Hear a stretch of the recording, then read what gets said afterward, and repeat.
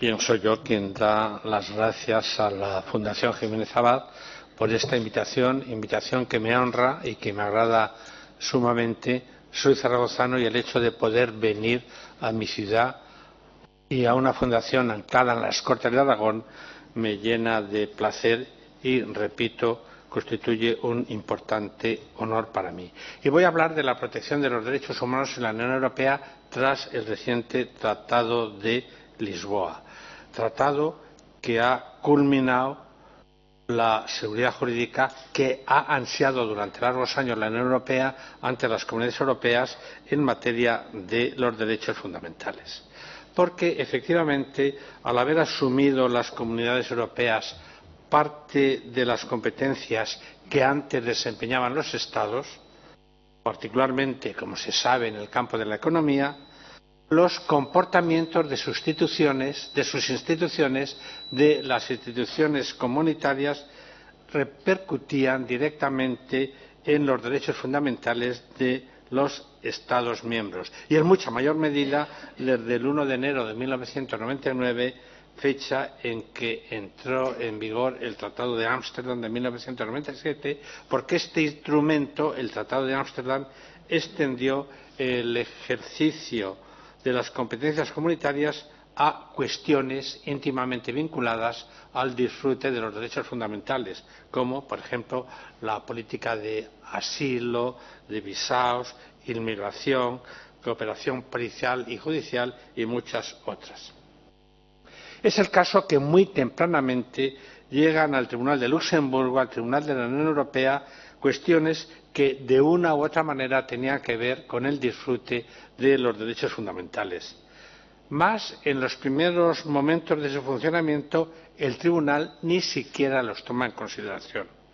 Y esta actitud llevó a algunos tribunales constitucionales, como el italiano, como el alemán, a no aceptar el principio de la primacía del derecho comunitario, puesto que en estos temas, y si había colisión entre las normas comunitarias y las nacionales, estos tribunales aplicaban las normas nacionales. De modo que quedaba comprometida la necesaria uniformidad en la aplicación interna de las normas comunitarias. Consciente de este riesgo, el Tribunal de Luxemburgo lo evita a través de un cambio de actitud, a través de un giro jurisprudencial en que podemos distinguir tres momentos. El primero, una sentencia de 1969, caso Stauder, en la que declara que los derechos fundamentales de las personas están comprendidos dentro de los principios de derecho comunitario cuyo respeto garantiza el Tribunal. Segundo paso, una sentencia que se dicta justamente un año después, diciendo que estos principios de derecho comunitario eran justamente los principios constitucionales comunes a los Estados miembros. Hay un grado mayor de seguridad jurídica porque hay un punto de referencia, principios constitucionales comunes a los Estados miembros. El tercer momento es una sentencia de 1974, caso Nolt, y en esta el Tribunal añade un nuevo elemento de juicio para la protección de los derechos fundamentales, a saber, los principios inspiradores de los instrumentos internacionales en que son parte los Estados miembros, particularmente, y la lógica de esta referencia especial, la Convención Europea de 1950. Bueno, esta construcción fue avalada por el Tratado de Maastricht y por el Tratado de Ámsterdam de 1997, recibió una consagración convencional. Pero, como se ha señalado, y citaré como argumento de autoridad el de un compañero mío en la Facultad de Derecho de la Unidad Complutense, Gil Carlos Rodríguez Iglesias, que ha sido presidente durante mucho tiempo del Tribunal, como se ha señalado, este sistema pretoriano no daba el nivel necesario de seguridad jurídica, ni en cuanto a la existencia o definición de un derecho, ni en cuanto a su alcance. Y conscientes de esta precaria situación de la seguridad jurídica, en un proceso largo y lento, la Comunidad Europea se ha afanado en conseguirla, la seguridad jurídica. Y por dos vías. Una vía fue la redacción de la Carta de Derechos Humanos en Niza, proclamada, luego señalaré el valor de esta expresión proclamada en Niza por el Consejo Europeo, la Comisión Europea y el Parlamento en el Consejo, que se celebra bajo presidencia francesa los días 7, 8 y 9 del año 2000. Y otro camino para alcanzar la seguridad jurídica fue la adhesión de las comunidades a la Convención de Roma de 1950. Pero empiezo muy brevemente con esta referencia a la Carta de Derechos Fundamentales de Niza, proclamada, insisto, con esto se da a entender que no estamos ante un tratado adoptado, lo que quiere decir que no es un instrumento jurídicamente obligatorio que esté obligado a aplicar el Tribunal de Luxemburgo, ni que tampoco vincule a los tribunales nacionales de los Estados miembros. Ahora bien, en una óptica que pudiera llamar sustantiva o material y comparada la Carta de Niza con otros instrumentos internacionales en materia de derechos humanos, hay que señalar un gran progreso. Por lo pronto, porque se refunden las dos categorías tradicionales de derechos fundamentales, los civiles y políticos, de una parte, primera generación, los económicos, sociales y culturales, de otra parte, segunda generación. En todos los instrumentos internacionales, Naciones Unidas, Consejo de Europa, Unidad Africana, estas categorías son objeto de instrumentos distintos, porque a su vez se controla su aplicación mediante métodos distintos. Control judicial en el caso europeo, pero respecto a los derechos económicos, sociales y culturales, control intergubernamental. Pues bien, la Carta de Niza refunde y somete al mismo control estas dos categorías de derechos. Otra nota de la Carta a destacar es que es muy moderna la enumeración y definición de derechos, cosa lógica, dada la fecha de su proclamación. Es el caso, entre otros, del derecho a la dignidad humana, la integridad de la persona, etc.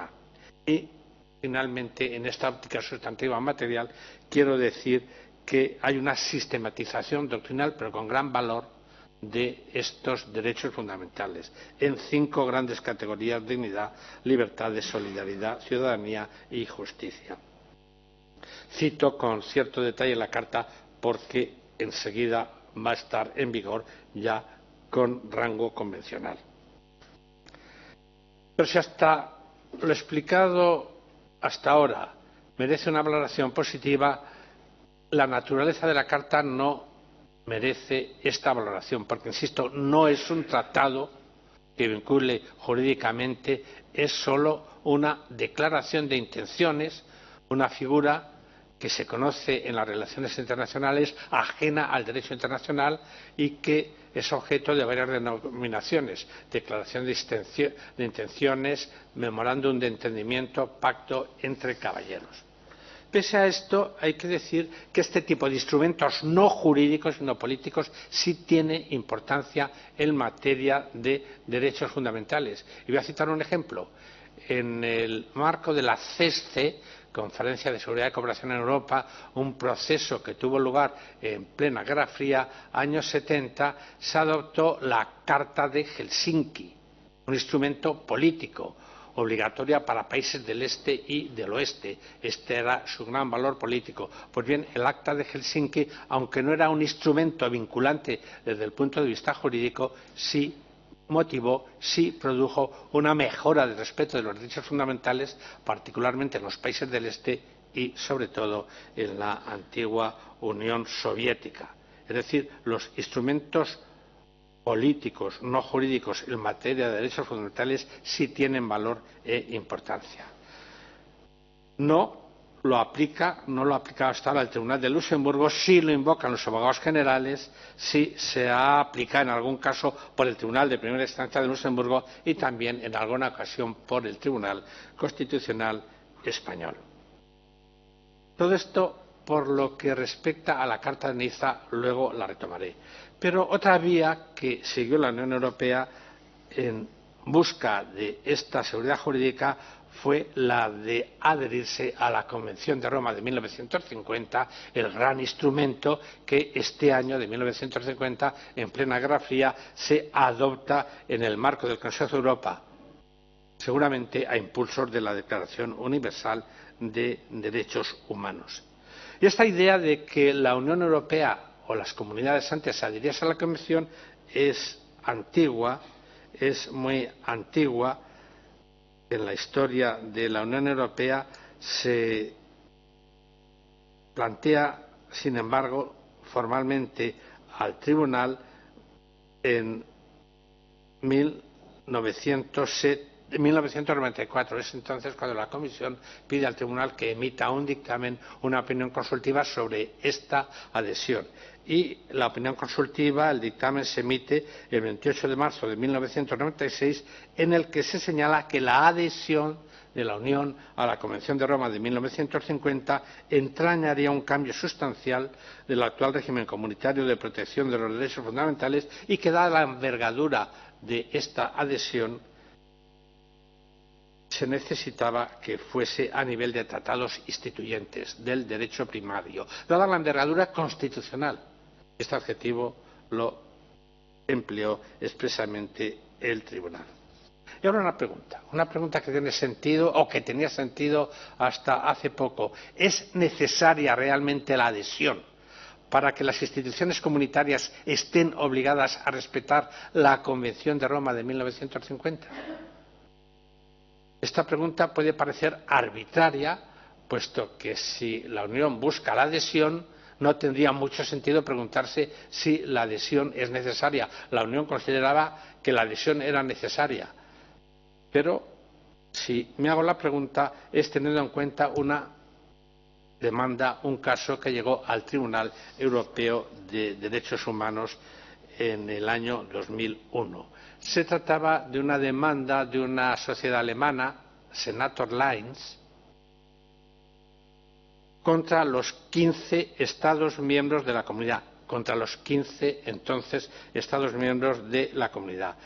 Porque lo que Senator Lines imputaba a estos 15 Estados no eran actos de ellos violatorios de la Convención de Roma, sino actos de instituciones comunitarias que supondrían vulneración de esta Convención, particularmente del artículo 6, que es el que proclama el derecho al juicio equitativo, al debido proceso, hablando en términos anglosajones.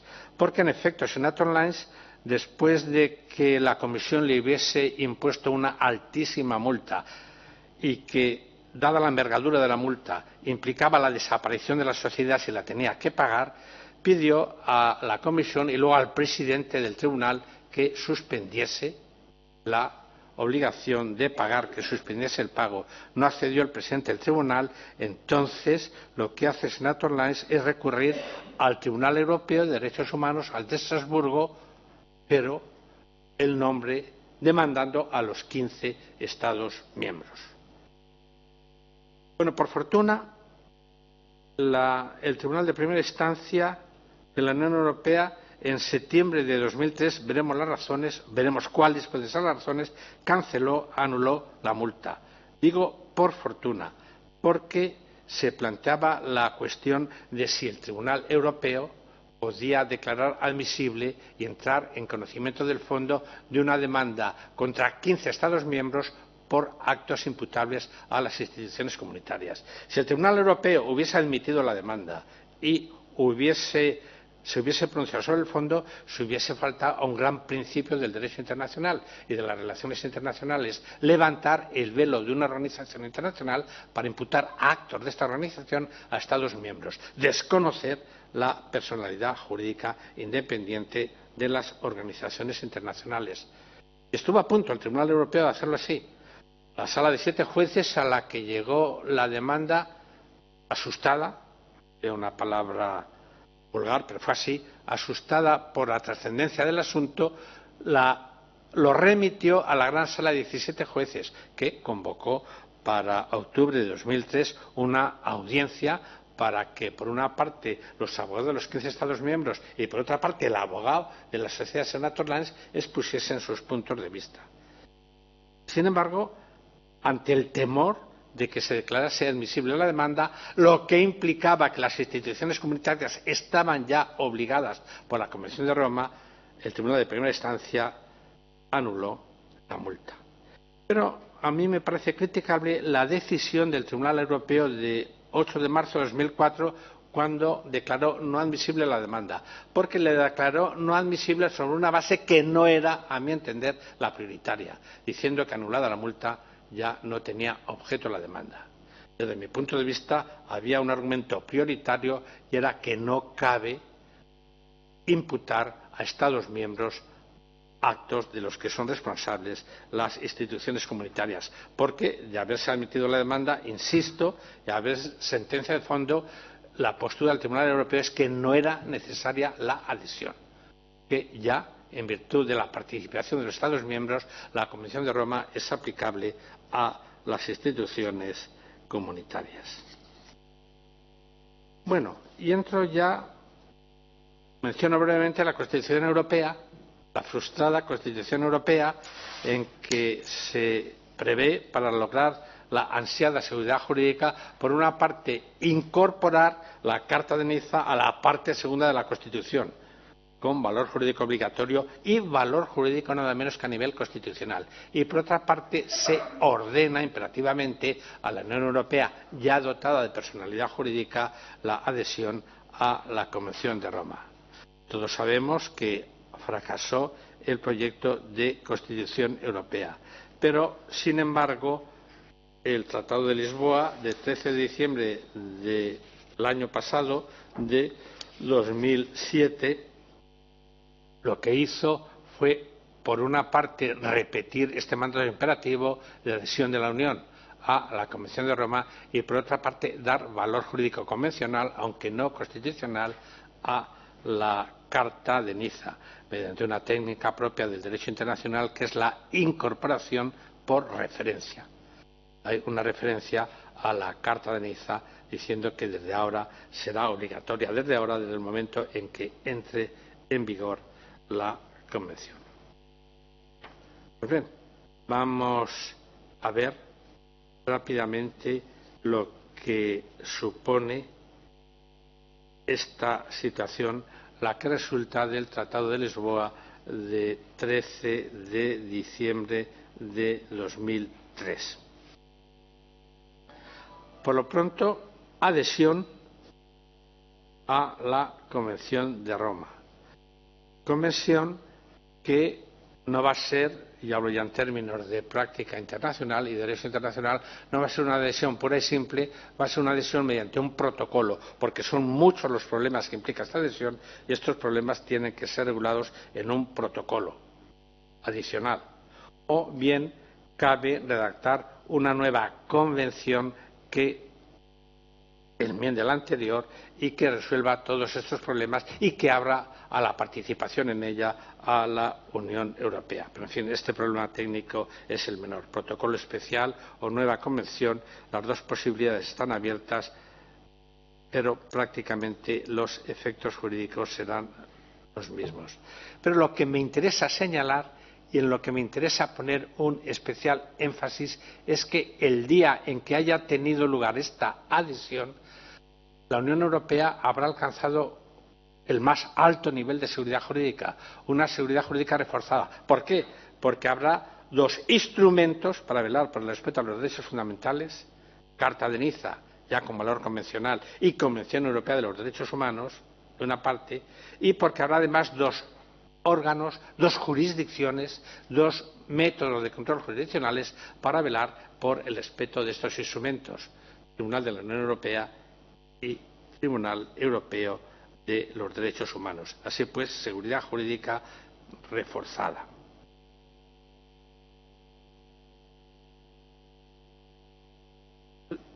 Pero, evidentemente, será necesario en ese momento un doble ensamblaje, un ensamblaje normativo sustantivo, fácil me parece, para evitar discrepancias jurisprudenciales, y un ensamblaje institucional o procesal más difícil, como voy a tratar de explicar. En primer lugar, un ensamblaje sustantivo que trata de evitar discrepancias jurisprudenciales, pero que ha sido resuelto en varios artículos del Tratado de Lisboa que se retoman del proyecto de Constitución frustrado y que dan en lo fundamental primacía al al derecho que aplica y a la jurisprudencia del Tribunal Europeo de Derechos Humanos. Pero ensamblaje institucional. Este ensamblaje debe hacerse en un acuerdo. Y repito que este acuerdo puede ser un protocolo o puede ser incluido en una convención enmendada. Y que hace falta un acuerdo lo dice dentro de los instrumentos que se aprueban en Lisboa en diciembre del año pasado, protocolo sobre el apartado segundo del artículo 6 del Tratado de la Unión Europea relativo a la adhesión de la Unión a la Convención Europea de Salvaguarda de los Derechos Humanos y Libertades Fundamentales. Este protocolo contiene disposiciones de carácter muy general y lo vamos a ver. Resulta, por lo pronto, algo que ya he dicho, que esta adhesión no va a ser por simple, va a ser un protocolo. Adhesión se dice en el artículo 1 del protocolo que debe preservar las características específicas de la Unión y del derecho de la Unión y que garantizará que la adhesión no afecte a las competencias de la Unión ni a las atribuciones de sus instituciones.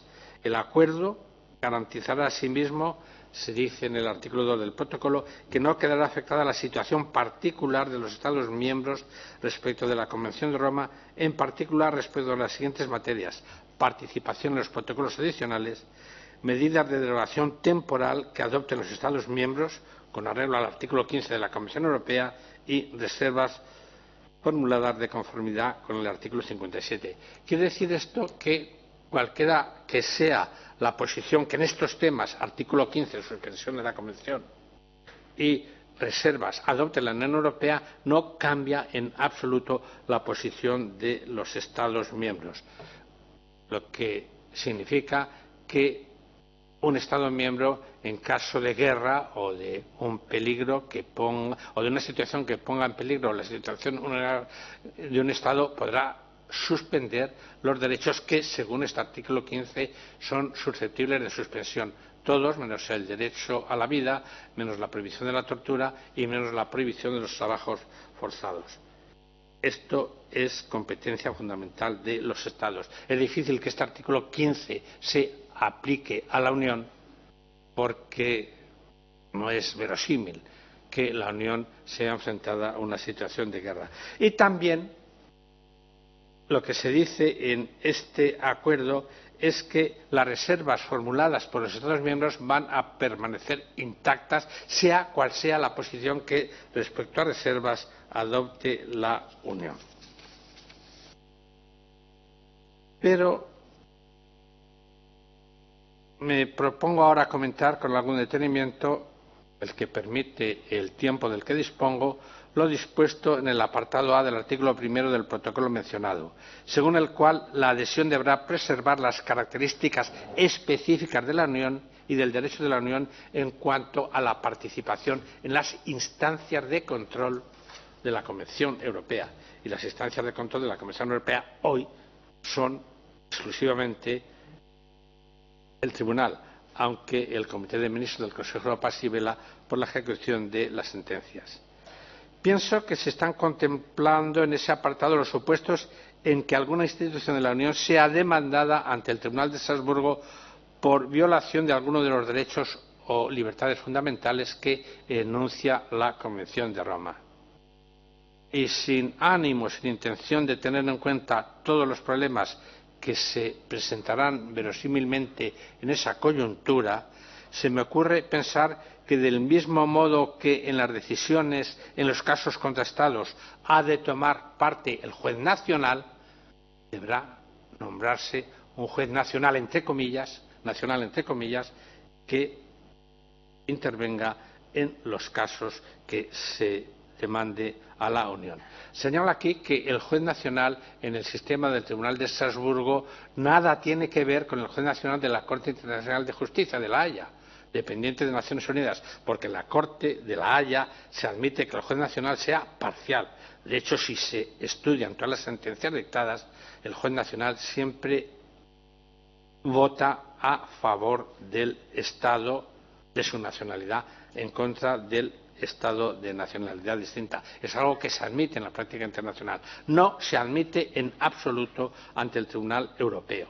el Tribunal Nacional tiene obligación, el juez nacional tiene obligación estricta de independencia, absoluta obligación de independencia, si se obliga a que en caso contra un Estado esté siempre el juez nacional, es porque es él el que asesora a sus compañeros sobre las particularidades del derecho nacional. Pues bien, como digo, será necesario en los casos contra la Unión un juez elegido a título de la Unión. Otra particularidad en los casos en que se demande a una institución comunitaria por violación de la Convención de Roma se refiere a la ejecución de las sentencias. Hoy en el Tribunal Europeo el órgano que vela por la ejecución de las sentencias es el Comité de Ministros, un órgano intergubernamental en que están representados los ministros de Asuntos Exteriores de los Estados miembros o en su sustitución, porque los ministros no están día a día en Estrasburgo, los embajadores de los Estados miembros ante el Consejo de Europa.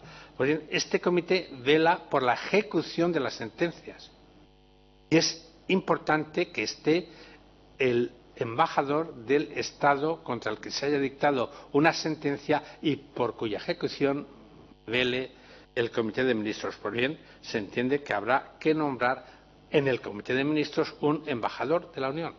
Aquí la cuestión que se han formulado los autores es la siguiente: ¿este representante de la Unión deberá intervenir únicamente en los casos en que se demande a la Unión o siempre que se demande y se condene a un Estado?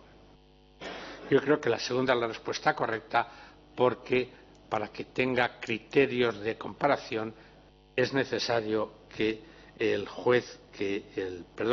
embajador que represente a la Unión intervenga en todos los casos de ejecución de sentencias.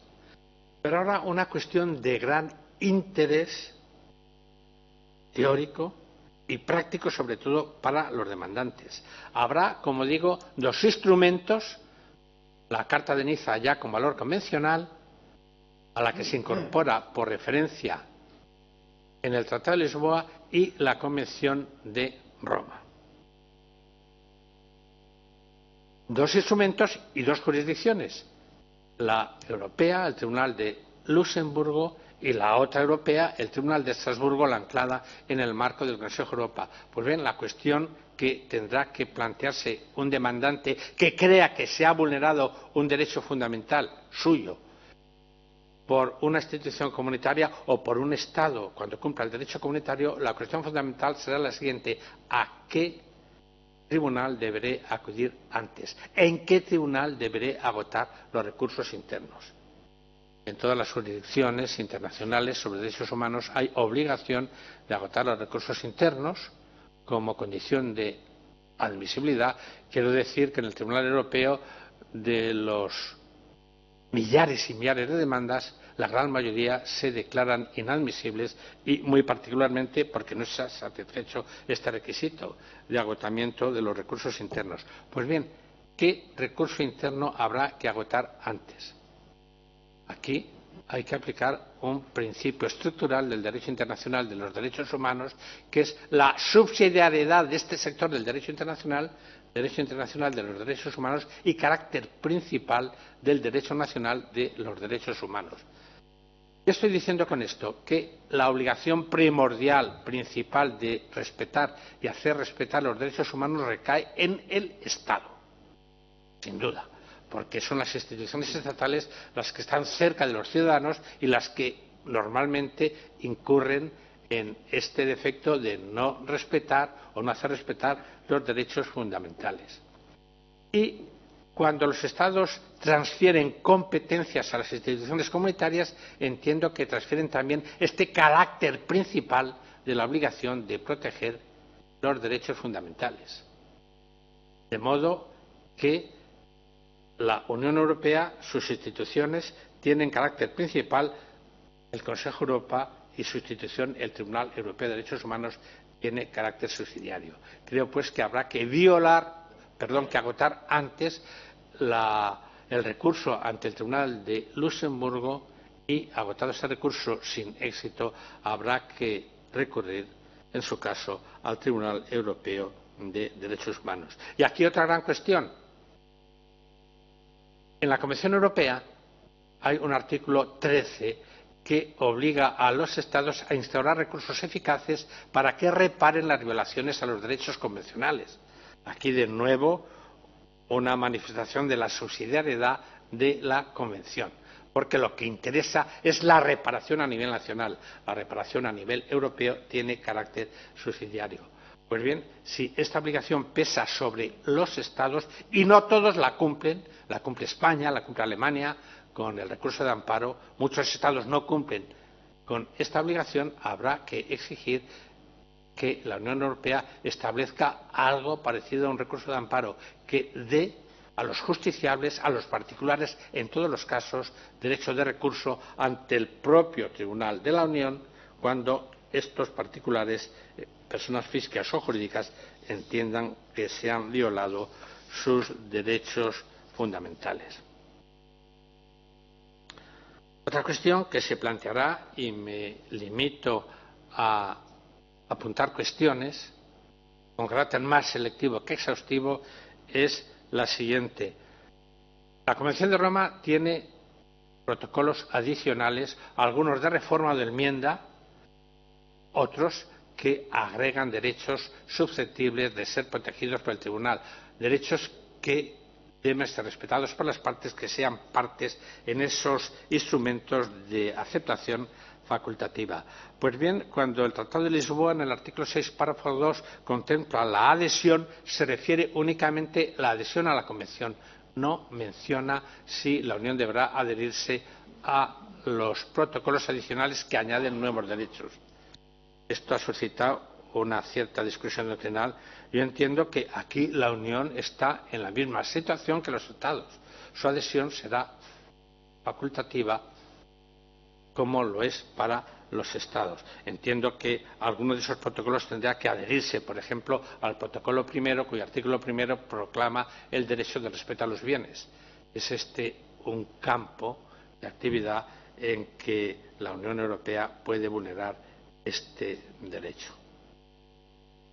Bueno, voy a acabar enseguida para que podamos tener un debate, pero quiero mencionar algo que es una sombra no tan leve a este panorama, en principio, alentador, a esta seguridad jurídica reforzada que disfrutará la Unión el día que entre en vigor el Tratado de Lisboa y el día que la Unión, dotada ya de personalidad jurídica, se adhiera a la Convención.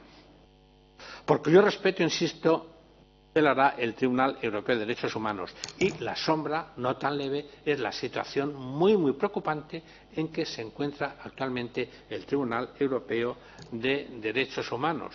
Esto no se conoce bien, quizá por los abogados ni por los ciudadanos, pero la situación es muy preocupante. ¿Por qué? Por la avalancha de demandas, por la afluencia de demandas realmente grande que llegan al Tribunal Europeo. El último dato seguro del que dispongo es el del 30 de septiembre de 2007. Había 105.000 demandas de retraso. Otro dato, en 2005 la inmensa mayoría de las demandas se declaraban inadmisibles. Con todo, el Tribunal dictó 1.005 sentencias de fondo. Pero, pese a ello, con este retraso considerable.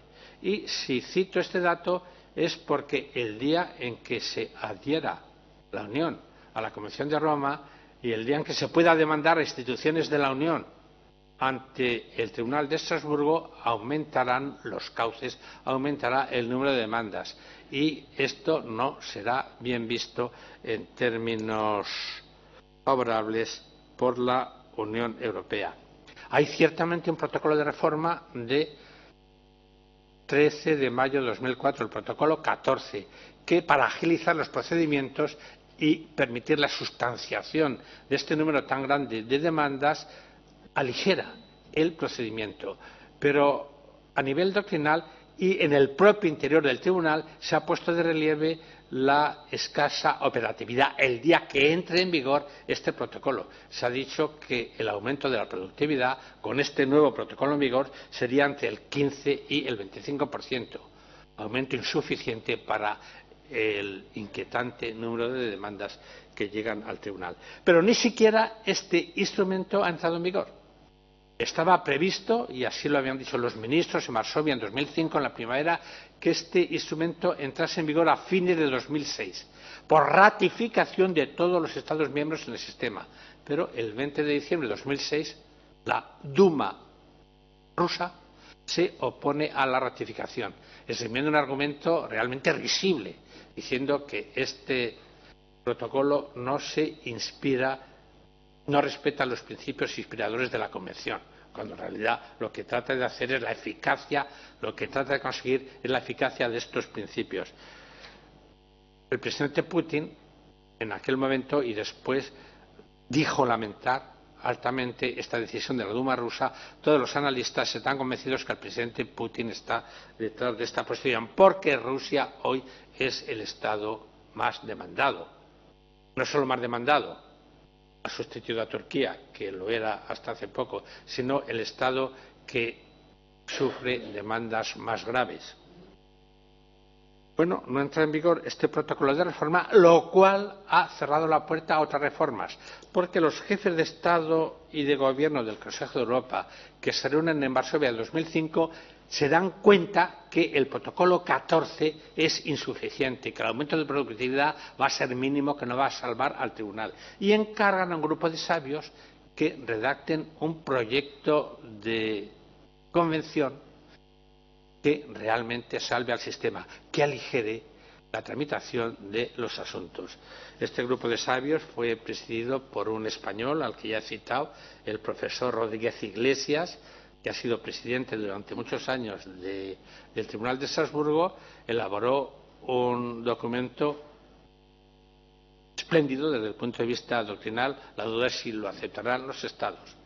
Pero es el caso que, al haber cerrado Rusia la entrada en vigor de la reforma de 2004, ha cerrado también las puertas a que los Estados miembros del Consejo de Europa discutan este proyecto que se pone a punto en junio de 2005.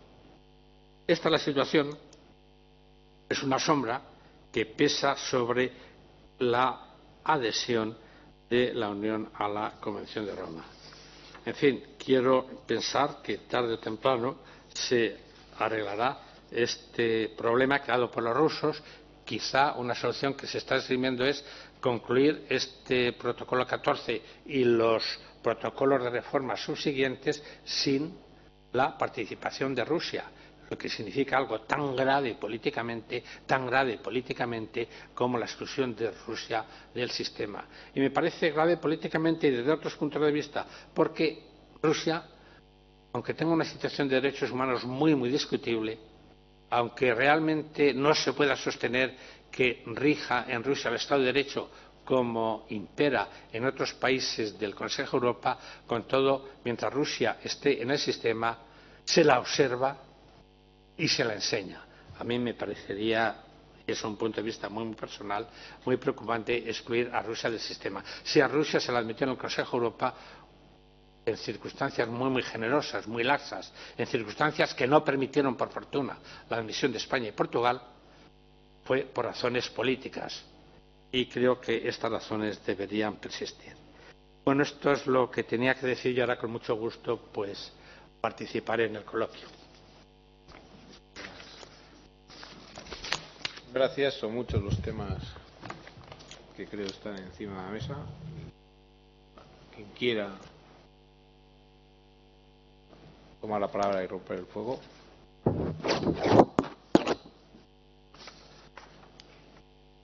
Sí.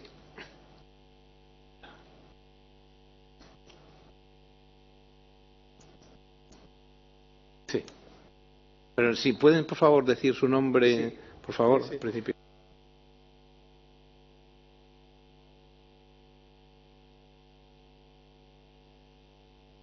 Privilegio de ser alumno suyo en la Escuela Diplomática, curso 95-96. Pues, Guinea Ecuatorial. Sí. Pues quería preguntar sobre el Tratado de Lisboa, concretamente lo que tiene que ver con el derecho, la protección de los derechos humanos para los países africanos. porque muchas veces sabemos perfectamente que la Unión Europea es el principal donante, ¿no?, para África, concretamente dentro del marco de los acuerdos de Cotonú. Si no me equivoco, estamos hablando del 10º FED, casi una dotación de 2.000 millones de euros aproximadamente. En ese marco de Cotonú ya se sabía antes, ¿no?, que la Unión Europea preveía unas cláusulas de buena gobernanza, democratización, más o menos.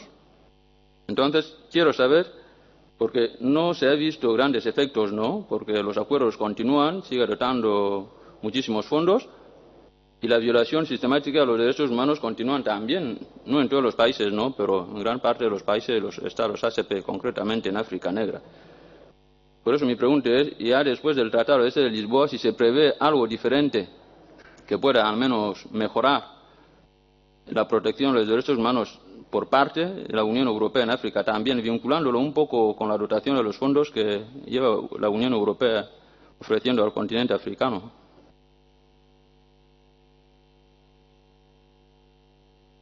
Sí, el Tratado de Lisboa está acompañado de una larga serie de complejos documentos. Yo los he leído. No recuerdo que haya ninguna mención en materia de derechos fundamentales a los países africanos. No lo recuerdo. La política de la Unión Europea ante las comunidades respecto al disfrute de los derechos fundamentales en países en desarrollo es la de subordinar, y esto lo sabrá seguramente la persona que me ha preguntado, la de subordinar la eficacia de estos acuerdos de colaboración al respeto de los derechos humanos en el interior de sus países. Esa ha sido la política y creo que va a seguir, y me parece que es una política interesante. Pero en los países africanos el órgano que vela por el respeto a los derechos humanos es el Tribunal Africano de Derechos Humanos, tribunal que ya está siendo constituido. Hay que preguntarse si está a la altura de las necesidades de los derechos humanos en el continente. Con esto no trato yo de minimizar la importancia del tribunal. Creo que este tribunal, el africano de derechos humanos, va a contribuir a conformar el orden público africano en materia de derechos humanos. Ahora bien, su función reparadora va a ser la mínima. Pero creo que la responsabilidad fundamental del respeto de los derechos fundamentales en los países africanos, asiáticos y latinoamericanos, responsabilidad fundamental por parte de la Unión Europea, es la cooperación para el desarrollo. Naciones Unidas ha dicho hasta la saciedad algo obvio y que entendemos todos, y es que la miseria es el campo de cultivo ideal para la falta de disfrute de los derechos humanos, económicos, sociales, culturales, civiles y políticos. Y, por tanto, creo que el deber que compete a los estados industrializados ricos es cooperar generosamente al desarrollo.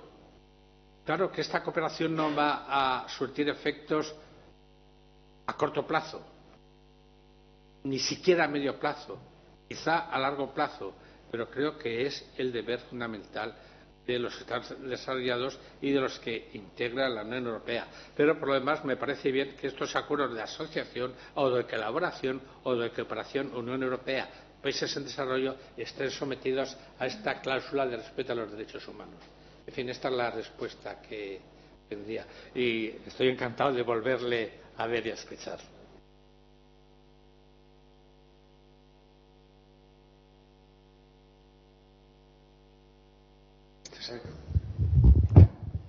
Hola, buenas tardes. Soy Javier de Pedro y director general de Desarrollo Estatutario del Gobierno de Aragón, y quería saber en relación con este tema, qué novedades en cuanto a derechos supondrá esta nueva la entrada en vigor del Tratado de Lisboa. En cuanto a derechos, qué novedades así más llamativas puede haber en relación con el sistema de derechos humanos que hay en España, o realmente ya es un sistema que no va a traer especiales novedades. Bueno, la pregunta es buena, la respuesta es más difícil.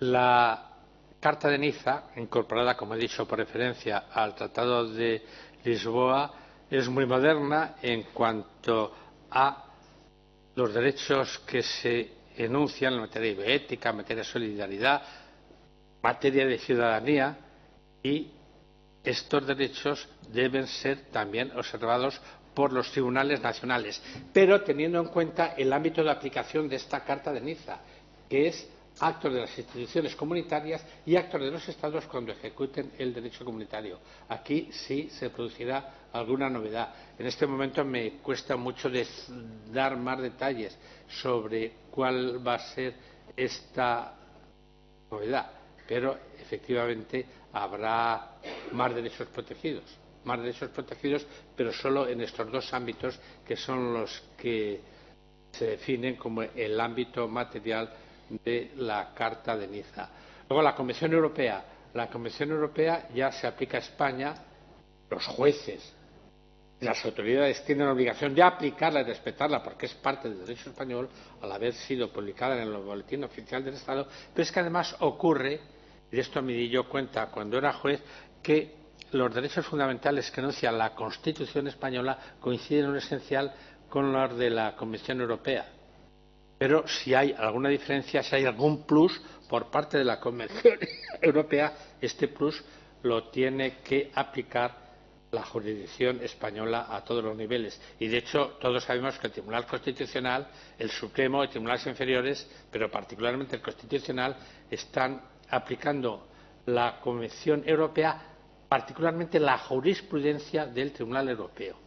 Y basta leer las sentencias del Constitucional para percatarse de estos efectos benéficos de la jurisprudencia europea.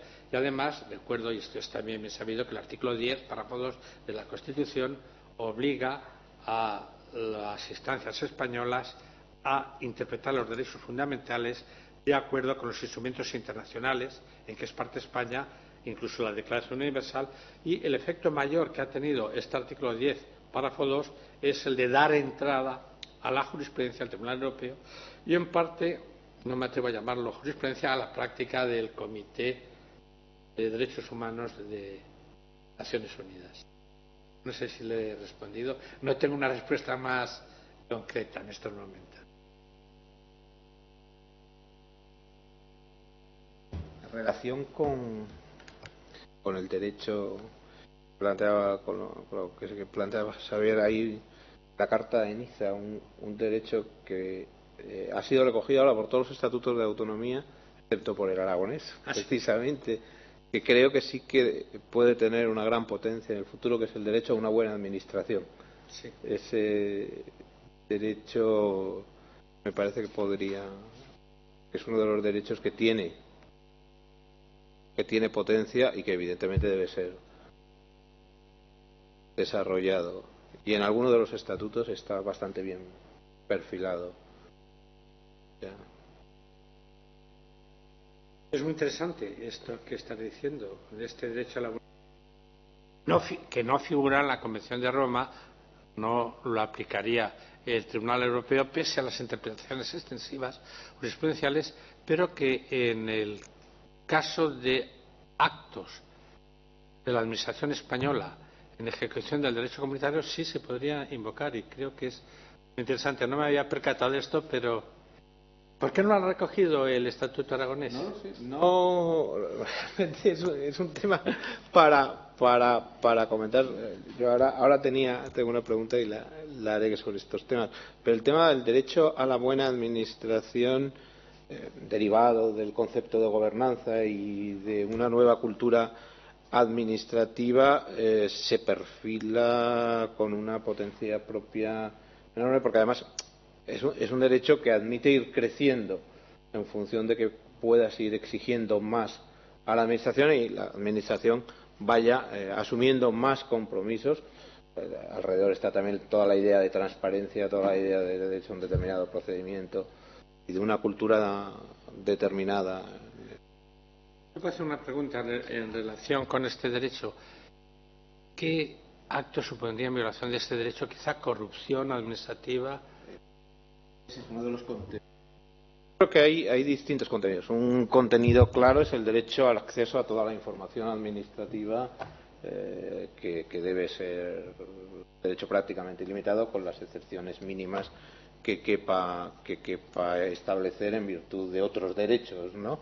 Y de algún interés general. Pero el derecho de acceso a toda la administración, a toda la información administrativa, el derecho de acceso a tu procedimiento de una manera automática, etcétera, y evidentemente un derecho sobre un actuar transparente de la administración que contribuya significativamente a reducir la posibilidad de corrupción. Si tú tienes derecho a que a través de las páginas web, a través de los distintos procedimientos, la administración tenga que desnudarse, lógicamente ayudas a controlar y delimitas mucho mejor. Sí, muy interesante. Entiendo que escaparía de ese derecho el derecho a una buena administración judicial, porque este derecho está ya, derecho a juicio equitativo, debido proceso. Pero es muy interesante, sí. Y bueno, el derecho de participación, los derechos de participación en relación con la administración también entrarían allí. En materia medioambiental, claro, es el precedente del convenio de Aarhus que ya estaría en vigor. Yo creo que ese es de los derechos que tiene más potencia y más renueva Niza junto a derechos de solidaridad y ciudadanía. Bueno, relacionado también con ese tema, en el Estatuto a lo mejor no está formulado ese derecho tal y como lo planteas, pero sí que habla de un derecho a una calidad de servicios que entraría dentro de este derecho, ¿no? Lo que se refiere a normas de procedimiento administrativo y de audiencia, de conocimiento del funcionamiento, eso ya pues entraría más dentro de las normas instrumentales del funcionamiento de la administración, ¿no? Pero vamos, en cuanto a la calidad de los servicios sí que se incluye. Y se me ocurre una cosa, derecho a calidad de servicios. ¿Y qué ocurrirá con estos países recién entrados en la Unión Europea, los países de la antigua Europa del Este, y geográficamente siguen en la Europa del Este, como Bulgaria, Rumanía? Puede que tienen una calidad de servicio, supongo, muy distinta, menos perfeccionada que los occidentales. ¿Se pueden tomar en cuenta eficiencias presupuestarias? Supongo que la jurisprudencia tendrá aquí una labor bien interesante, porque no veo que se pueda exigir la misma calidad de servicios, pongamos a Suiza, a Suecia, que a Bulgaria o a Rumanía. Estoy pensando en voz alta, pero... Hombre, yo lo que veo ahí también es que los derechos humanos van teniendo distintos escalones de niveles de exigencia, ¿no? Yo creo que a nivel autonómico pues los niveles de exigencia pueden ser de una determinada forma, como puede ser la calidad de los servicios, que en el desarrollo de esos derechos se establecerán esos parámetros, ¿no? Esos parámetros, yo creo que lo que obliga al Estatuto es a establecer esos parámetros de calidad, que luego el ciudadano los puede exigir, ¿no? Y voy a citar un pacto de Naciones Unidas sobre derechos económicos, sociales y culturales. Y este sería un derecho prestacional a la calidad de justicia, que sería más bien un derecho económico, social o cultural. Y cuando se define en el artículo 2 de este pacto de Naciones Unidas este tipo de derechos económicos, sociales y culturales, se subordina a la factibilidad, a la posibilidad de que el Estado en cuestión pueda permitirse dispensar satisfacer estos derechos. Y, por supuesto, el órgano que vela por el cumplimiento de los derechos tiene en cuenta las posibilidades económicas institucionales de cada Estado. No exige lo mismo, repito de nuevo, a Suiza o a Suecia que a Marruecos, porque creo que pasaría lo mismo con este derecho.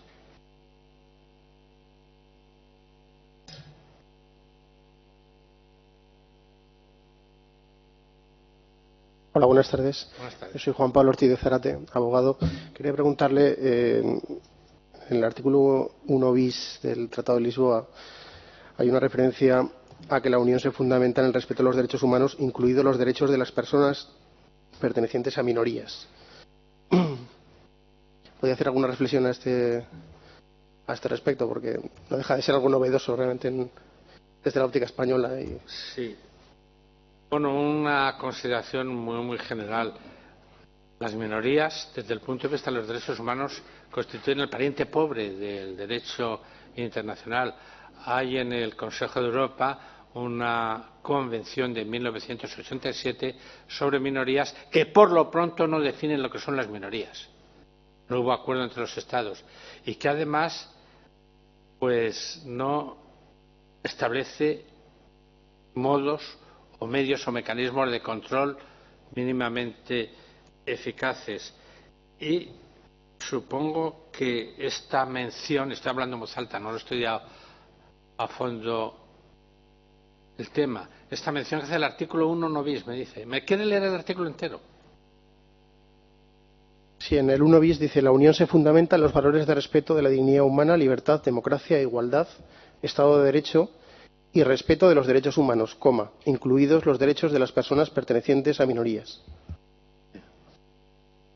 Bueno, pues vamos a ver cómo se interpreta por el Tribunal de Luxemburgo, que es el vinculado por esta disposición, esta obligación de respetar las minorías. Pero insisto que es el pariente pobre del derecho internacional de los derechos humanos. En el sistema de Estrasburgo, el Consejo de Europa, sí se reconocen sin ningún tipo de problemas los derechos de las personas que integran una minoría, pero el derecho de la minoría como colectividad muy mal. Sí. Lo decía un poco al hilo del debate que hace un tiempo surgió en Inglaterra, incluso apoyado por algún miembro de la Iglesia anglicana, respecto a la posibilidad, dentro del sistema multiculturalista, pues de aplicar determinadas leyes singulares a grupos singulares. Es decir, si podría ser una puerta abierta este reconocimiento de un derecho a las minorías, o derechos humanos, derechos fundamentales, si se le podría estar dando carta de naturaleza un poco a ese tipo de iniciativas. Yo recuerdo alguna sentencia del Tribunal Europeo de Derechos Humanos en que se trató el tema de una minoría étnica en el Reino Unido, gitanos, concretamente. Pero lo que hizo el tribunal es ver si a los distintos componentes de la minoría se les respetaban los derechos, particularmente el derecho a la libertad de movimientos y otros derechos. Pero la minoría como tal, en el Convenio Europeo, no tiene protección como tal la minoría, y repito, el Convenio del Consejo de Europa sobre minorías ni las define ni establece un mecanismo de control. Es el pariente pobre, insisto, del derecho internacional de los derechos humanos.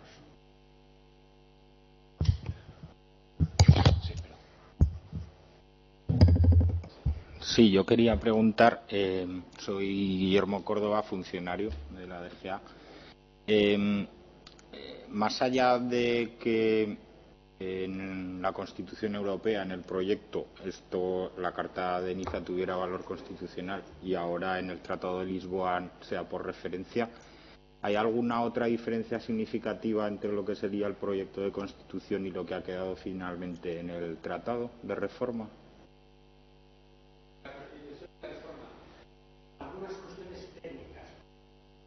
Algunas cuestiones técnicas que hubo que ajustar en el proyecto de Constitución, pero sin la menor importancia. Pero la enumeración de derechos, el ámbito de aplicación es exactamente el mismo. No hay nada. No, lo que sí hay, y esto no lo he citado en el Tratado de Lisboa, es que, respondiendo a las objeciones que planteaba el Reino Unido de una parte, Polonia de otra parte, hay un protocolo especial para estos dos países, pero un protocolo que se acude a una construcción jurídica muy particular, porque leyéndolo a fondo, el protocolo para el Reino Unido y el protocolo para Polonia, resulta lo siguiente: la Carta de Niza sí obliga al Reino Unido, sí obliga a Polonia, pero los derechos que resultan de la Carta de Niza no son justiciables, no son susceptibles de protección judicial ni en el interior del Reino Unido ni ante el Tribunal de Luxemburgo, ni para el Reino Unido ni para Polonia. Es esta una construcción a la que es tan habitual en el derecho comunitario. Es sabido que, como ha cambiado el gobierno en Polonia, quizá Polonia pida la nulidad de este protocolo. Gracias. Bueno, yo sí, no hay intervenciones, porque si no iba a decir algunos aspectos muy interesantes de la jurisprudencia de Estrasburgo que no sé hasta qué punto pueden tener interés en su momento. Por ejemplo, la protección del medio ambiente. Desde el punto de vista doctrinal, se habla de 3 generaciones de derechos humanos, civiles y políticos. Primera, económicos, sociales y culturales. Segunda, derechos de la solidaridad o tercera generación, entre los cuales estaría derechos de los consumidores y el derecho al medio ambiente. Y la doctrina también decía cómo se va a proteger a nivel jurisdiccional el derecho al medio ambiente. Pues bien, el Tribunal Europeo sí ha encontrado la fórmula. ¿Alguien la conoce? ¿Caso Lorca. Efectivamente, el caso de Lorca. El caso de Lorca, una familia de Lorca que tenía una casita en las afueras y en cuyas inmediaciones se construye una instalación municipal que expedía unos gases insoportables, por lo visto. El caso López Ostra contra España, Lorca. Ahora recuerdo la fecha de la sentencia porque es el día que murió mi padre, una fecha muy triste, 9 de diciembre del 94. Pues, ¿qué ocurría? Que un abogado de Murcia intentó una fórmula que le dio resultado: asimilar este derecho a la protección del medio ambiente ¿a qué? Al derecho a la vida privada y familiar. El Tribunal Europeo le dio la razón, diciendo que el derecho a la vida privada y familiar no solo implicaba actitudes negativas, abstenciones, implicaba, además de abstenciones, en este caso, el no instalar esta caseta que expedía tal malos honores en las inmediaciones del domicilio de la familia López Ostra, sino también el levantarla y el sustituirla. Pero desde entonces se protege el medio ambiente ante el Tribunal Europeo por esta vía de derecho a la vida privada y familiar. Y hay otra sentencia muy interesante de Valencia. ¿La conoce la señora? No. Moreno. Sobre el ruido. Sobre el ruido. También muy interesante porque, bueno, será una lucha contra la... Moreno Gómez se llamaba la señora. Contra la contaminación acústica. Era una señora que había perdido horas y horas de sueño y tenía problemas de salud graves porque había instalada en las inmediaciones de su casa en Valencia, en un barrio al parecer muy ruidoso, una discoteca que no respetaba el nivel de decibelios. El ayuntamiento sí adopta una primera medida diciendo no pueden pasar los decibelios de este nivel, pero luego no hace cumplir esta medida. Y lo que hace el Tribunal Europeo es condenar a España, porque ni los tribunales valencianos ni el Constitucional protegieron. Es una jurisprudencia muy interesante, muy progresista en mi juicio, que creo que habrá de ser tenida en cuenta en su día si se trata de actos imputables a las instituciones comunitarias. Porque creo que lo que va a enriquecer el sistema de protección de los derechos fundamentales en la Unión Europea es la incorporación de una jurisprudencia muy rica, muy sofisticada además, del Tribunal Europeo. Perdón, una cuestión más.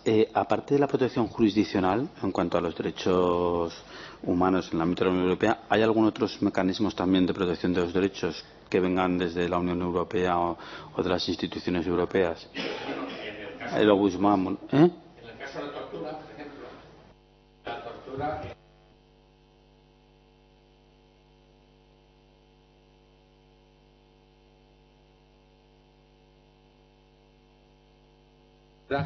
y también preventiva, porque la tortura deja tales secuelas, no hace falta que explique a nadie, físicas y psíquicas, que es mucho más interesante la prevención que la reparación.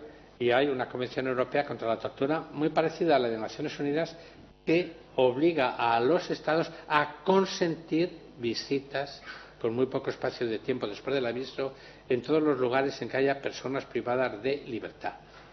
Y esta es una función preventiva, porque los Estados se cuidan muy mucho de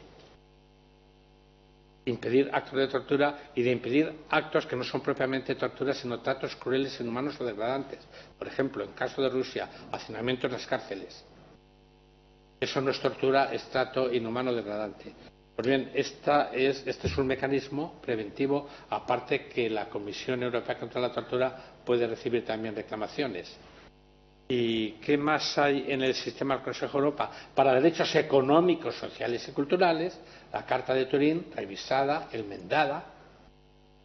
¿Cuál es el mecanismo de protección no jurisdiccional, sí intergubernamental? ¿En qué consiste a grandes rasgos este mecanismo? En la obligación que tienen los Estados de presentar informes al Secretario General del Consejo de Europa sobre la medida en que satisfacen los derechos económicos, sociales y culturales.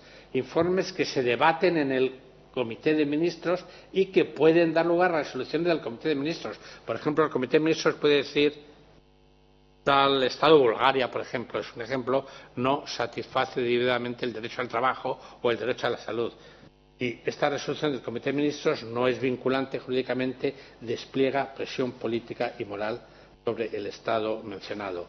Y esta Convención Europea contra la Tortura, la Carta Social Europea, desde finales de la década de los 90, ha establecido un mecanismo de reclamaciones, no individuales. Los Estados no consienten que una persona sin trabajo demande a ese Estado diciendo que no está cumpliendo con su derecho a crear trabajo, pero sí reclamaciones de interlocutores sociales, por ejemplo, de sindicatos, de organizaciones de empresarios. Estas reclamaciones sí se consienten contra Estados. Este es otro mecanismo, y el más importante es el de la tortura, sin duda alguna, aparte del de la Convención Europea. Y de tortura. El artículo 3, en efecto, prohíbe la tortura. Una obligación de abstención propia de derechos civiles y políticos. Pero una interesante jurisprudencia del Tribunal interpreta este artículo 3 como el artículo 2, que prohíbe el atentado contra la vida, mediante una obligación positiva, que consiste en la obligación de investigar por parte de los Estados, a nivel policial y judicial, eficientemente todos los actos de tortura. Esta es una interpretación que tiene gran éxito, porque si no, un Estado podría liberarse de una condena por tortura si no lo ha investigado. Los casos llegan al tribunal a los 10, 12 años, en muchos casos, y es imposible ya saber lo que ha pasado. Turquía es condenada constantemente por incumplir esta obligación positiva, esta dimensión procesal del artículo 3, también España en un caso. Voy a explicar el caso Martínez Salas y otros contra España, una sentencia del otoño de 2004. Este señor Martínez Salas y otros eran independentistas catalanes que en los días anteriores a los Juegos Olímpicos de Barcelona fueron detenidos por agentes de la Guardia Civil y se les imputaban actos de terrorismo, por supuesto. Y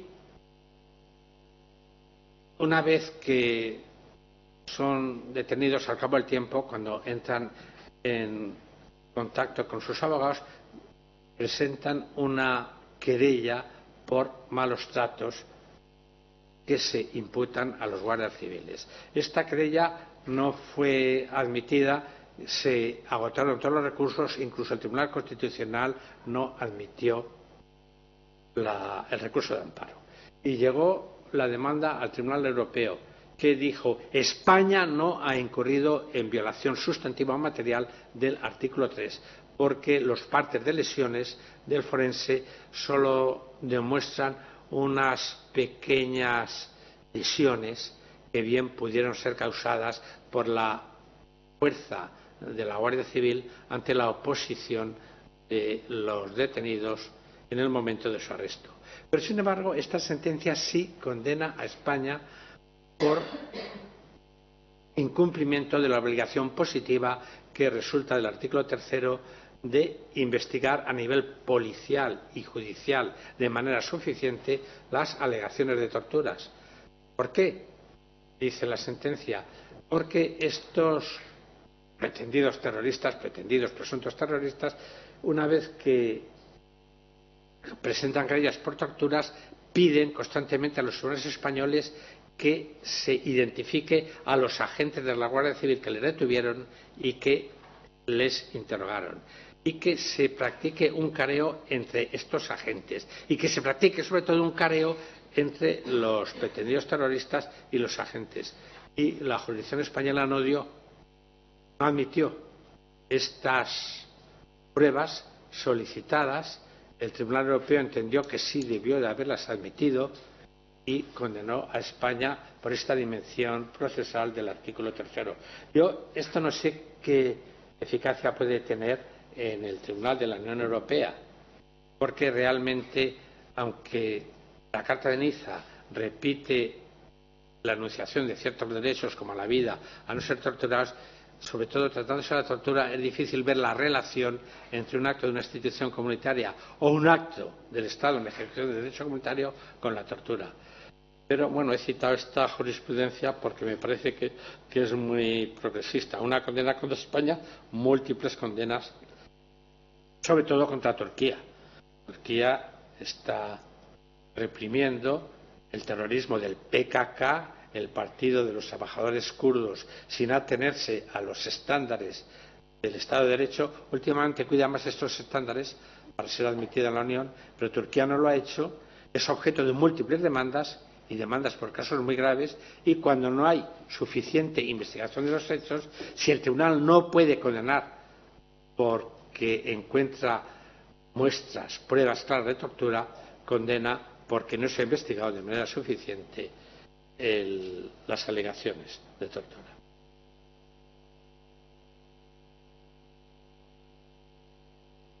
¿Podría tener alguna relación con esto que comenta la cuestión de extranjería y las medidas de expulsión o de internamiento? Tengo entendido además que el plazo español de internamiento de 40 días es el más alto, me parece, que en el entorno europeo más cercano, ¿no? No sé si por ahí podría haber recurso a instancias europeas por trato inhumano o quizás. En la extranjería, los problemas que plantea el mayor número son los relativos con las demandas en que el expulsado, antes de que se consuma la expulsión, alega peligro potencial de tortura o incluso de una ejecución sumaria. Hay casos en que así ha sido. Y entonces lo interesante en estos momentos es prevenir más que reparar. Y por eso no la Convención Europea, pero sí el reglamento de los jueces prevé la posibilidad de que el tribunal indique medidas provisionales. Esto lo hace con relativa frecuencia. El tribunal llega una demanda de una persona que va a ser extraditada en tanto que extranjero en situación de legalidad o en situación de legalidad que también puede ser expulsado, diciendo que de consumarse la expulsión o la extradición va a ser objeto de malos tratos. Pues bien, el tribunal dicta medidas provisionales que en unos casos se acatan, en otros casos no se acatan. Y aquí voy a citar de nuevo una sentencia contra España, caso Olaechea, muy reciente, hace 2 años. Un pretendido terrorista peruano que se hallaba en España y iba a ser objeto de extradición a Perú. Y antes de que se consumase la extradición, este señor Olaechea entra en contacto con un abogado de Madrid que demanda a España, pero la demanda fundamentalmente para obtener una medida provisional. Dice este abogado y el señor Olaechea que de ser extraditado corre riesgo grave de ser torturado o incluso de ser víctima de una ejecución sumaria. Voy a dar un dato que es un poco chocante, pero es así. Esta medida de indicación provisional no se cumplimentó porque era pleno mes de agosto. Y por lo visto, cuando la policía iba a intentar impedir la extradición, ya había despegado el avión hacia el Perú.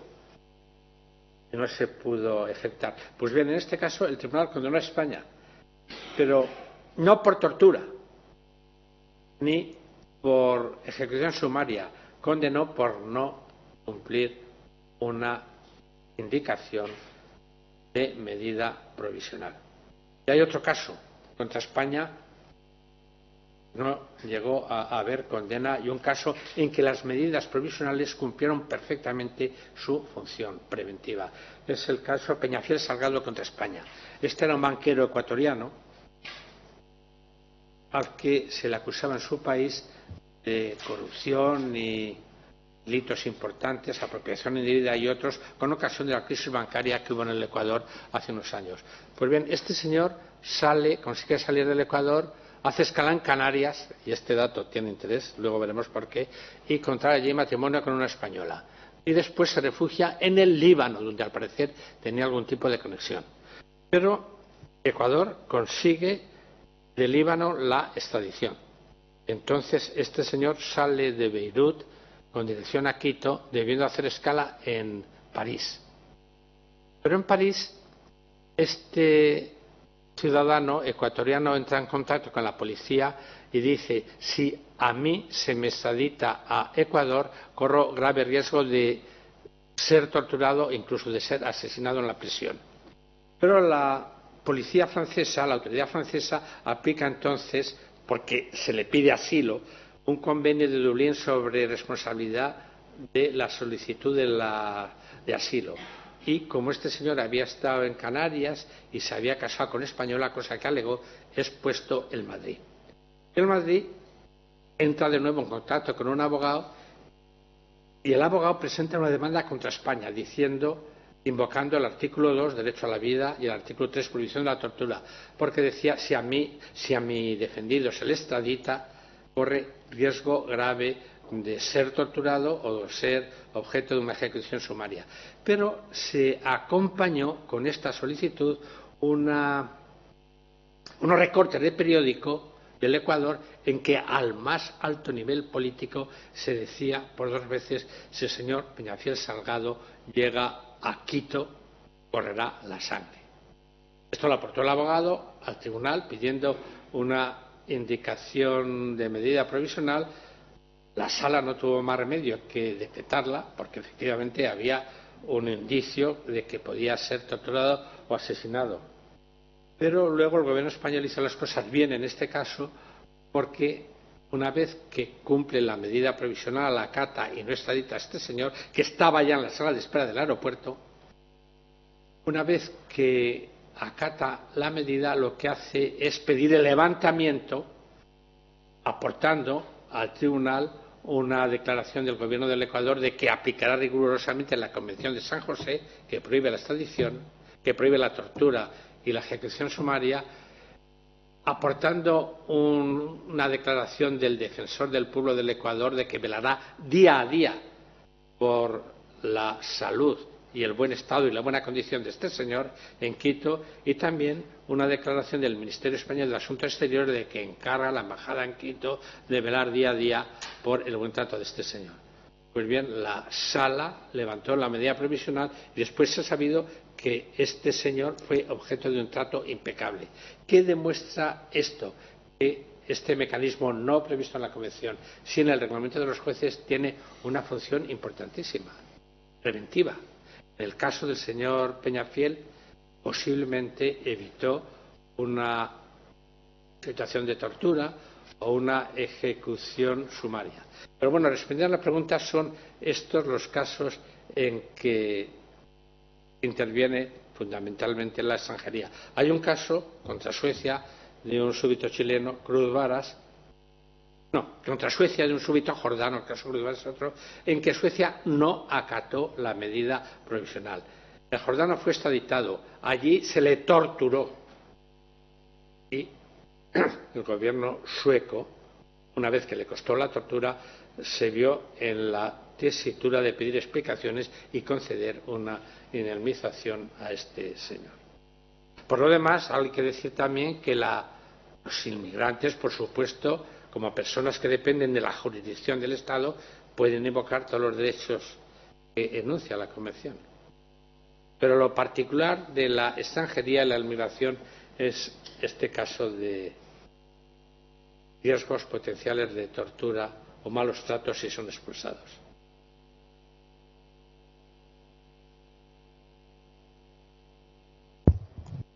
Hola, soy de Nicaragua, soy doctoranda en Derecho de la Universidad de Zaragoza.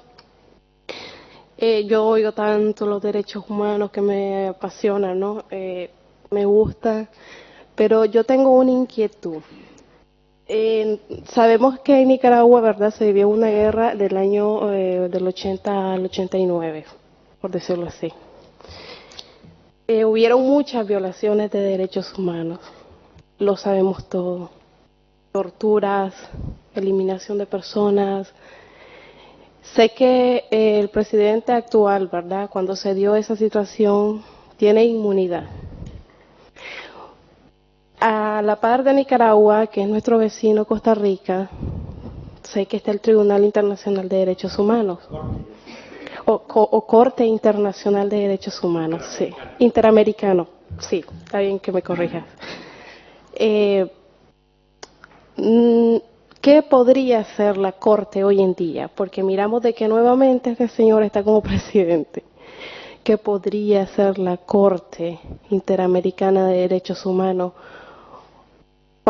porque si estamos hablando de violaciones de una sola persona en otros países, ¿por qué no hablamos o qué podría hacer la Corte Interamericana por las violaciones de miles de personas y torturas que hubieron en Nicaragua del 80 al 89, que fue la guerra de este señor, ¿no?, que fue con Daniel Ortega, que también hubieron muchas violaciones y torturas, que Nicaragua se ha visto ensangrentada, con luto, ¿verdad?, de la cual ha venido ahí la pobreza, el retraso de hace años, de 42 años para atrás, ¿verdad?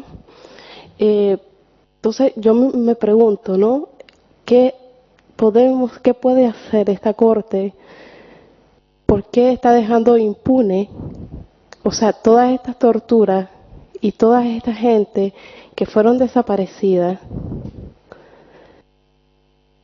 en esos años, ¿qué podríamos hacer? O sea, ¿qué podríamos hacer? Me temo que mi respuesta le va a decepcionar.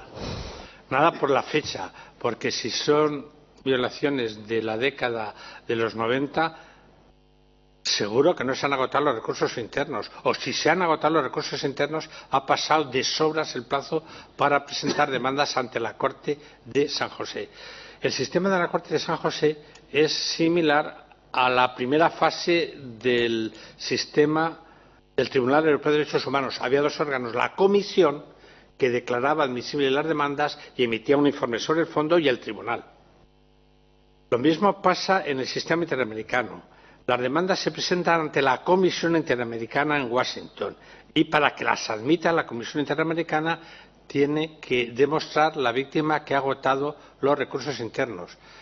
Luego el caso puede ser llevado por la Comisión o por el Estado de nacionalidad de la víctima o por el Estado considerado condenado por la Comisión, puede ser llevado ante la Corte, pero antes ha habido que agotar los recursos internos, y me parece que estas demandas, por el tiempo del que usted habla, no se agotaron recursos internos, y si se agotaron ha pasado con exceso el plazo para presentar los casos ante la Corte.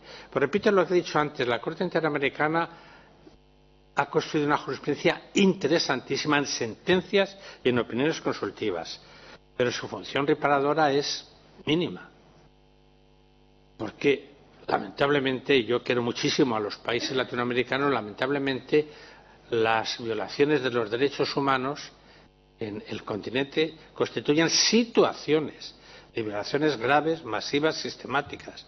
Piensen en Haití, en El Salvador en la década de los 80, en Guatemala, en muchos otros países, no voy a citar, bueno, Chile y Argentina. No violaciones específicas poco abundantes, sino situaciones, y la Corte poco puede hacer. ¿La Corte qué hace? Conformar una doctrina sobre el orden público de derechos humanos latinoamericano, pero efectos reparadores los mínimos. ¿Qué se puede hacer? Lo que hace la comisión que he citado, que es estudiar situaciones y hacer informes sobre estas situaciones, que eleva a la Asamblea de Jefes de Estado y de Gobierno de la OEA, y esta Asamblea, cuando le parece bien, porque está muy politizada, emite resoluciones condenatorias, que no son jurídicamente vinculantes, que despliegan efectos políticos y morales. Y Naciones Unidas tiene procedimientos parecidos, pero pensar que la Corte Interamericana o la Corte o Tribunal Africano van a mejorar sustancialmente el nivel de disfrute de los derechos humanos en el continente americano o en el africano, pues no es realista, y me duele decirlo.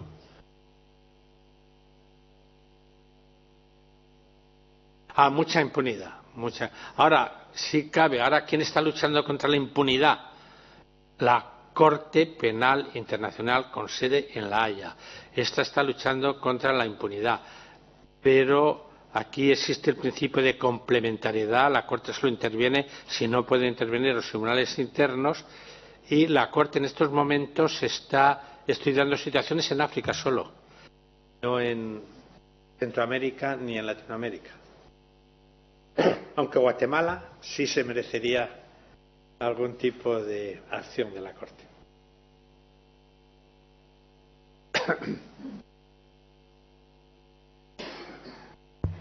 Mucho gusto, mi nombre es Heiser Bolaños, soy de El Salvador, compañera ahí. El Salvador. Sí, soy también doctoranda de la Universidad de Zaragoza. Nada más, tenía una pregunta, pero también ya que ya puso el tema de la Corte Interamericana en la mesa, El Salvador tiene un caso bien interesante que fue llevado por una fundación que de hecho su fundador es español, originario de Bilbao, el padre John de Cortina, que ellos han logrado con éxito que pasara de la comisión a la corte el caso de los niños y niñas desaparecidos durante la guerra, y en tanto fue admitida porque el delito todavía continúa sus efectos a través del tiempo, porque los niños siguen desaparecidos, y con esa figura pues el gobierno de El Salvador fue condenado a cumplir indemnización a los familiares de estos niños y niñas que desaparecieron. La Corte Interamericana es la primera condena que El Salvador consigue por la época de la guerra, que es muy parecido a lo que vivió Nicaragua, una guerra civil cruenta también, y pues a medida de para saber que por algún lado se puede buscar esas condenas. Aquí el padre John de Cortina pues fue muy ingenioso y lo logró, con un grupo de abogados de El Salvador lo lograron hacer, y para que pues quedara ahí el dato. Y mi pregunta iba concretamente en saber cómo el sistema europeo de derechos humanos ha abordado el tema de la trata de personas, especialmente niños y niñas, y si pudiera hacer el favor de citarnos ejemplos de jurisprudencia sobre este tipo de delito. ¿Qué diferencia El Salvador por hechos acaecidos en el conflicto, en la década civil de los 80? Sí. Pero si la Corte intervino es porque se agotaron los recursos internos en los 90, cosa que en Nicaragua parece que no fue así.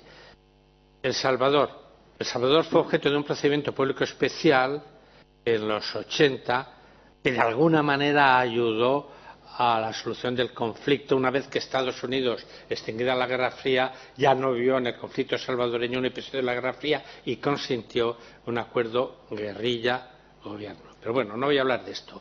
Trata de personas, trata de niños. Hay en el actual Consejo de Derechos Humanos, sucesor de la antigua Comisión de Derechos Humanos, un procedimiento público especial sobre este fenómeno tan execrable.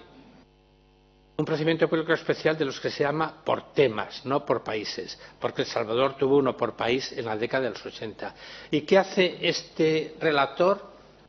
Bueno, ¿qué hace este procedimiento? Tiene un relator que estudia la situación de la trata de niños y prostitución ajena y todas estas cuestiones relacionadas en los países del mundo en que es más grave este tipo de delincuencia y este tipo de situación.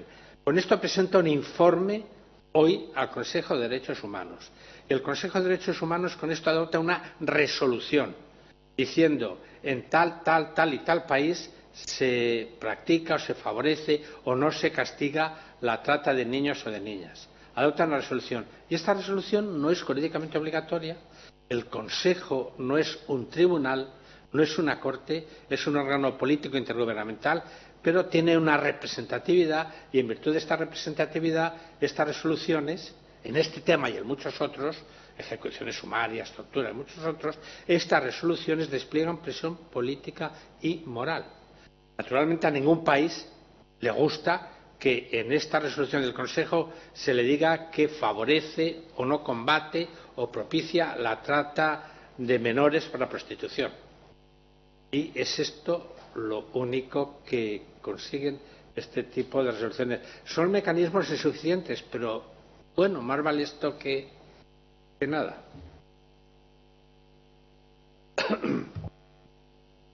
Hola, buenas tardes. Mi nombre es Adolfo Alonso y soy funcionario de aquí de las Cortes de Aragón. Quería mencionar un tema que afecta en estos momentos a España porque tiene una demanda, que es la ilegalización de los partidos políticos, sobre el cual ya ha habido alguna jurisprudencia anterior, creo que en relación con algún partido bretón. Entonces, le quería preguntar a usted cuál es la línea jurisprudencial del Tribunal Europeo de Derechos Humanos y la perspectiva que puede tener esta demanda de futuro. En la línea jurisprudencial hay un derecho fundamental que es el derecho de asociación. Y el derecho de asociación incluye el derecho a fundar partidos políticos o a formar parte de partidos políticos. Y por este derecho fundamental, por violación de este derecho fundamental, ha habido condenas y no condenas, absoluciones a Turquía, que es un país que tiene gran protagonismo en la Corte. Tanta riqueza nos da de jurisprudencia. ¿Cómo? Que nos da riqueza de jurisprudencia. Turquía da muchísima riqueza de jurisprudencia. Es el artículo 11 de la Convención, libertad de reunión y de asociación. Hay un caso de condena muy interesante contra Turquía, el caso del Partido Comunista Turco, que se disolvió por el gobierno en aplicación de leyes promulgadas por el Parlamento. Recurrió, una vez que agotó los recursos internos el Partido Comunista Turco, el tribunal condenó a Turquía porque dice que la condena no estaba suficiente, la disolución no estaba suficientemente fundada porque aún no había empezado sus actividades este Partido Comunista. Ahora aclararé esta sentencia comparándola con otra, el caso del Reza Partisi o Partido de la Prosperidad, que puede ser muy interesante para España, porque en esta última sentencia, que es del 2004, creo del 2005, la situación era distinta. Este Partido de la Prosperidad fue disuelto por el gobierno, de acuerdo con las leyes turcas, y agotados los recursos internos, se recurre por el partido ante el tribunal. Y el tribunal no condena a Suiza, aplicando el artículo 2 de este artículo 11.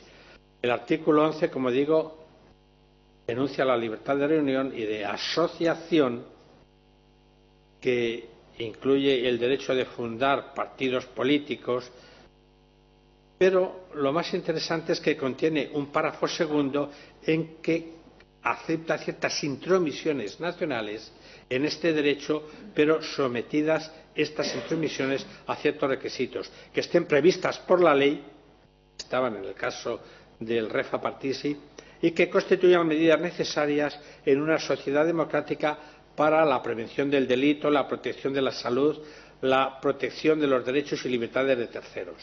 Pues bien, el tribunal entendió que la intromisión del gobierno turco en esta libertad de asociación se conformaba al párrafo segundo de este artículo, porque se trataba de una medida prevista por la ley y que era razonablemente proporcional a la finalidad que enuncia, entre otras, este artículo 11, la protección de los derechos y libertades de terceros. ¿Por qué esta relación razonable de proporcionalidad? Porque este partido preconizaba el recurso a la violencia y el recurso a la Sharia, a la ley islámica. Claro, lo único que voy a decir del caso español, supongo que el abogado español lo que invocará es que Batasuna no condena la violencia, que de alguna manera propicia el recurso a la violencia y que, por lo tanto, puede estar incursa en este párrafo 2 del artículo 11. Es una jurisprudencia muy interesante que creo será invocada por el agente español, el abogado del Estado que ejerce la defensa de España. ¿Cuál puede ser la sentencia del tribunal? No lo sé, pero la jurisprudencia que he citado, y hay más, es muy, muy interesante. Si hay en el partido en cuestión una llamada a la violencia, la intromisión del Estado, que es disolver el partido político, es legítima.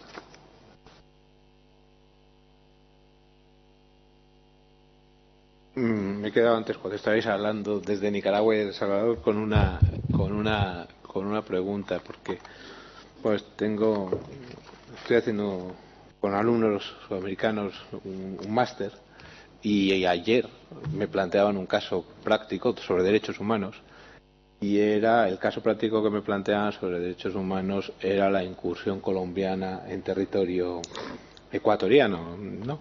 Entonces ese era el supuesto práctico que el alumno resolvía. En ese caso el alumno condenaba al gobierno colombiano por la vulneración de todos los derechos, hasta el derecho al domicilio, asimilando el campamento al domicilio, además de la vulneración de normas internacionales. Pero un poco la reflexión y la pregunta al hilo también de las dos intervenciones es hasta qué punto es posible a situaciones que ya trascienden la normalidad, que son situaciones de guerra, trasladar los mecanismos ordinarios de protección de los derechos. Sí, por lo pronto es normativo y real, constituye una violación del derecho internacional, una violación de la soberanía del Ecuador. Ahora bien, fue una acción de guerra, acción propia de un conflicto armado. Y en los conflictos armados, los derechos humanos, los derechos de las víctimas de la guerra, se protegen por un sector del derecho internacional distinto del derecho internacional de los derechos humanos, que es el derecho internacional humanitario, que es más permisivo, hay que decirlo, que el derecho internacional de los derechos humanos, porque en el derecho internacional de los derechos humanos nunca se va a permitir una muerte, una ejecución sumaria. El derecho internacional humanitario permite que en el curso de un conflicto armado se hostigue a los combatientes hasta la muerte.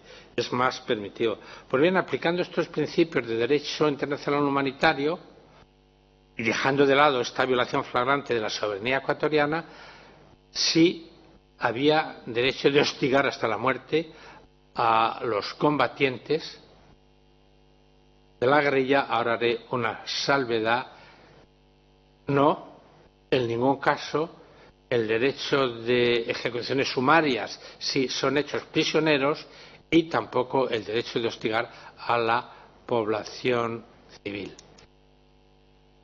En Colombia, el conflicto entre las FARC y el ejército regular es un conflicto interno, no internacional, categoría esta que admite el derecho internacional humanitario.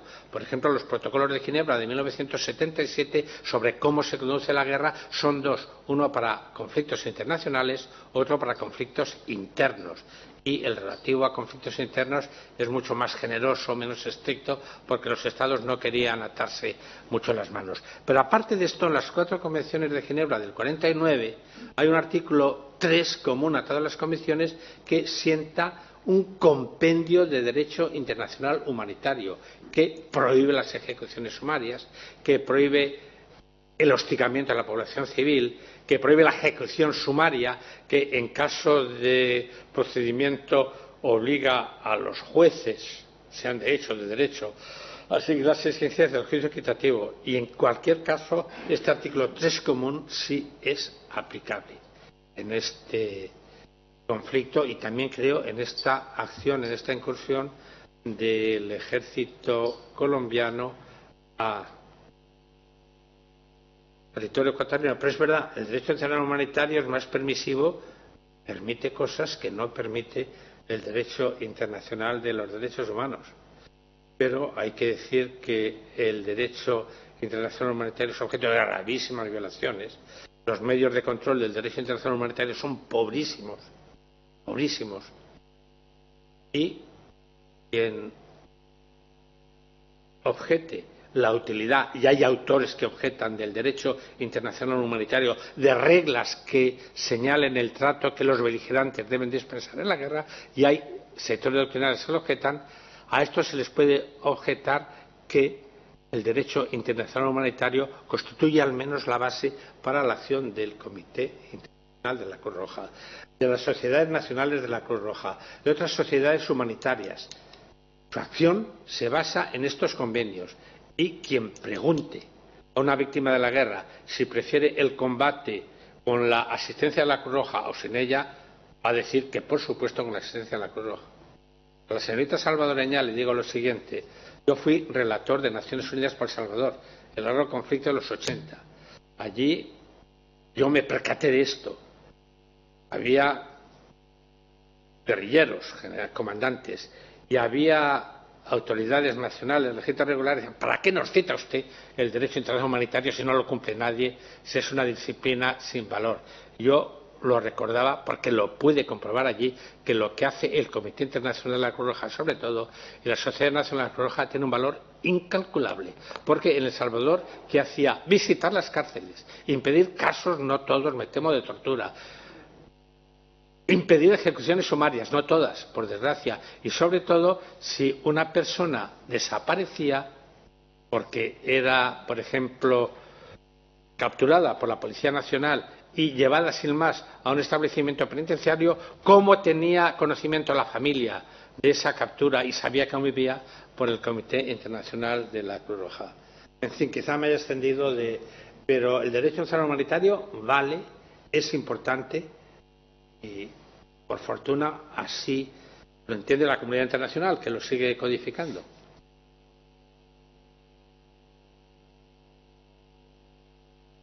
¿Alguna cuestión? Si aquí hay abogados que un consejo, si lo quieren aceptar, para el Tribunal Europeo de Derechos Humanos. Este tribunal no es ni de apelación ni de casación, no es la última instancia nacional, no es un tribunal que entienda en asuntos que el Constitucional llama de legalidad ordinaria y allí en Estrasburgo se llama cuarta instancia. Es decir, si se trata de una discrepancia sobre la prueba, no la va a resolver el Tribunal Europeo. Si se trata de dar una interpretación jurisprudencial a un problema propio de derecho español, no lo va a resolver el Tribunal Europeo. Solo entiende de violaciones de la Convención o sus protocolos adicionales. Y digo esto porque una de las causas que motivan este número enorme de demandas es porque hay abogados españoles, por supuesto, ahora hablaré del caso español, hay abogados que no perciben correctamente las funciones del tribunal. Y pongo un caso que se repite con frecuencia ante el tribunal: narcotraficantes. En los narcotraficantes a veces puede haber una apreciación de la prueba discutible por parte de los tribunales nacionales, sobre todo si se trata de una maleta aprendida en un aeropuerto, porque el narcotraficante va a decir que no la puso él. Puede haber casos de apreciación de la prueba discutibles. Pero en estos casos que llegan al tribunal, como el narcotraficante, a lo que le sobra al narcotraficante es dinero, dice a sus abogados hasta el final. Y presentan instancias ante el Tribunal Europeo que son de legalidad ordinaria. Y esto complica tremendamente la acción del Tribunal Europeo porque multiplica considerablemente el número de demandas. Y también, puesto que esto es el caso de un abogado de Zaragoza, que no creo que esté aquí, hoy ante el Tribunal Europeo y ante este número tan alto de demandas, lo corriente es declararlas no admisibles en un comité de 3 jueces y por un procedimiento sucinto, con métodos discutibles, porque demandas de fundamento discutible se tratan como demandas manifiestamente mal fundadas, y este caso de demandas manifiestamente mal fundadas da lugar a la inadmisión. Pero bueno, no solo es esto, es que además, para ahorrar burocracia y tiempo, en definitiva energías, lo que hace el tribunal cuando se trata de declarar inadmisibles las demandas es redactar una carta brevísima para los abogados diciendo: la demanda que usted presentó en nombre de tal ha sido declarada inadmisible por ser manifiestamente contraria a la Convención. Punto. Claro, yo recuerdo, con dolor, una carta de un abogado de Zaragoza a la Secretaría del Tribunal quejándose muy respetuosamente de esta carta diciendo: ustedes condenan a los estados porque sus tribunales en ciertos casos no motivan suficientemente la demanda. ¿Ustedes creen que están suficientemente motivadas estas cartas? El abogado tenía razón, pero esta es una consecuencia de esta abrumadora carga de trabajo del tribunal. Pero en fin, mi consejo a los abogados es que si no van a invocar una violación de la Convención, si solo van a discrepar de la apreciación de la prueba o de la jurisprudencia española, que no presenten demanda.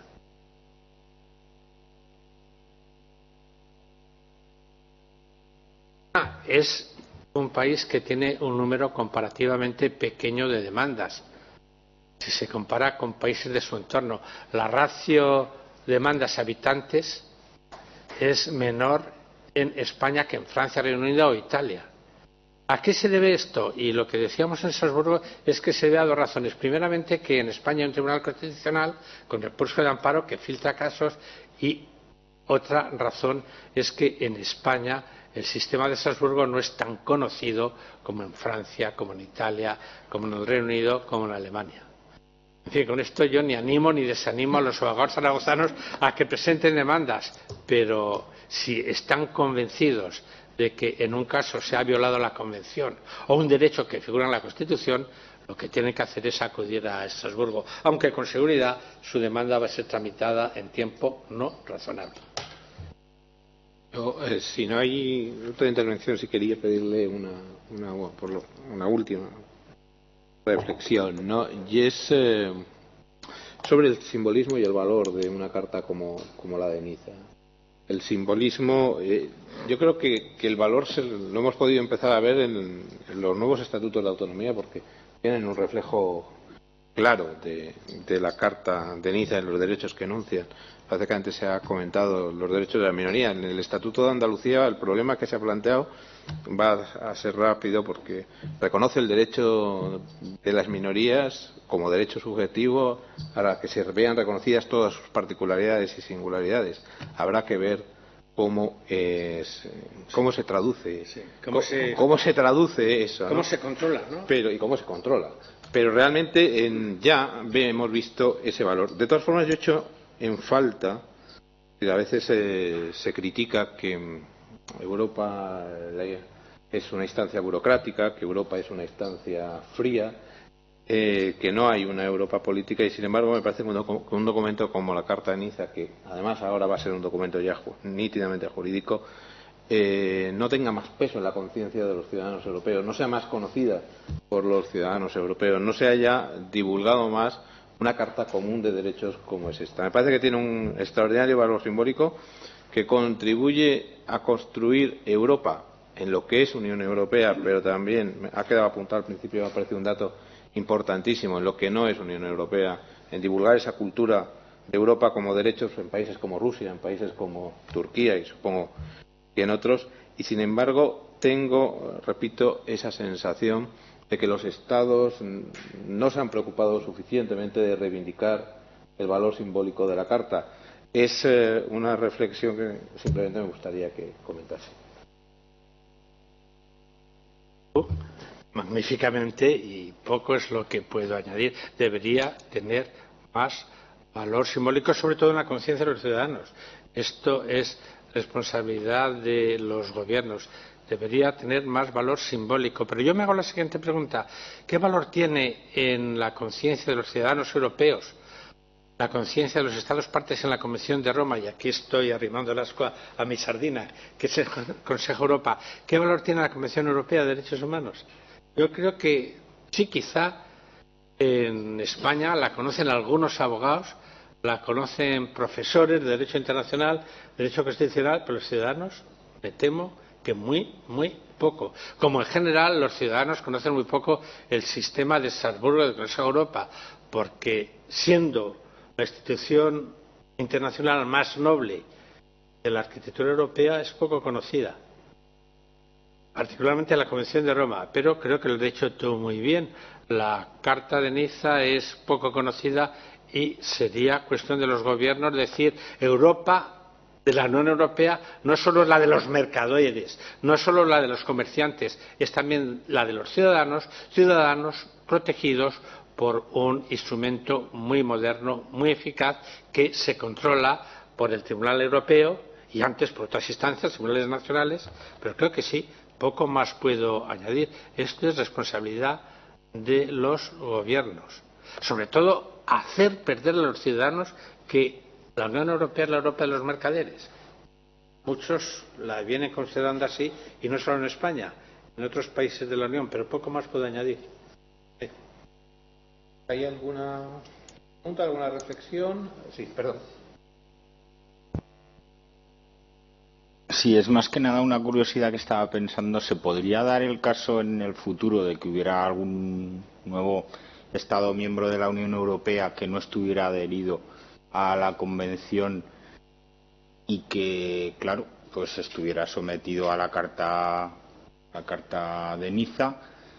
¿No sería un poco contradictorio que se le aplicara la Convención vía ser miembro de la Unión Europea y no estar, por ejemplo, pensemos en Kosovo, no sé?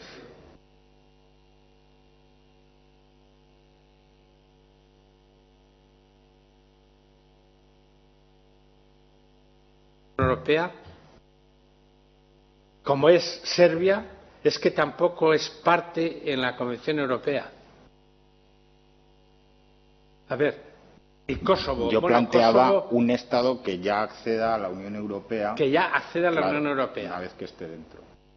Bueno, es que en realidad los procesos de admisión a la Unión Europea y al Consejo de Europa son paralelos, pero hay prioridad en el Consejo de Europa, y para entrar en el Consejo de Europa se exige, como se exige a Rusia, participar en la Convención. Por eso digo que puede darse el caso, pero lo veo poco verosímil, porque con toda seguridad, para ser admitido en la Unión Europea se le va a exigir políticamente por el Comité de Ministros que sea miembro del Consejo de Europa.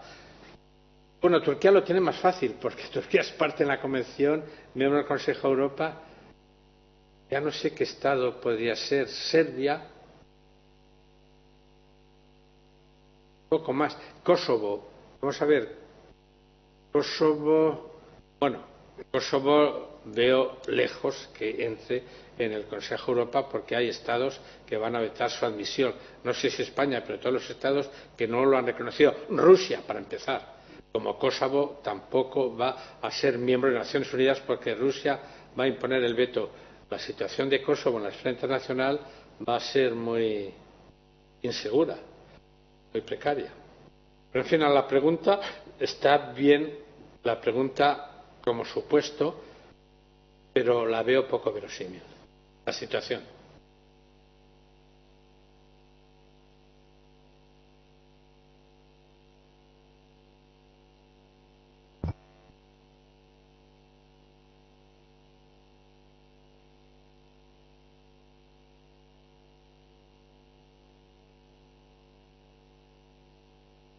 Comparativamente, sin duda.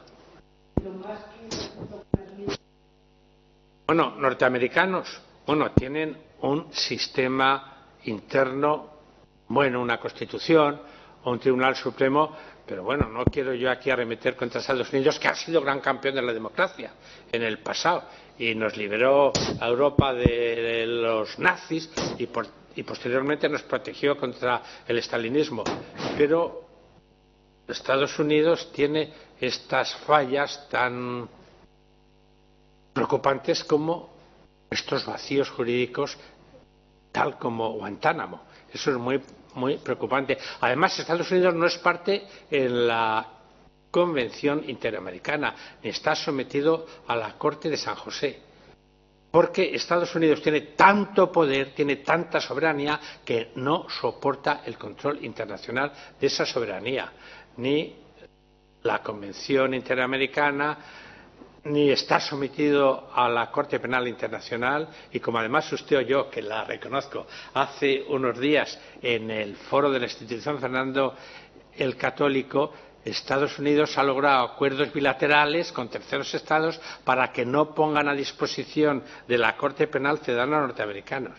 Estados Unidos no es una situación ejemplar en lo que se refiere al control internacional. Este control internacional posiblemente hubiese sido más activo, más eficaz en el caso de Guantánamo. Pero por lo demás, a nivel interno, la situación de Estados Unidos es muy, muy respetable.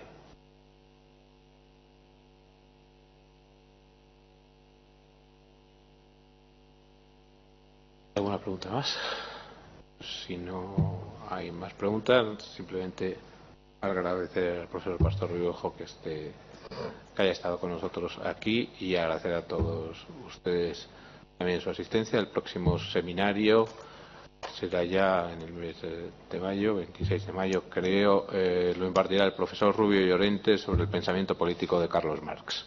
Nada más y muchas gracias.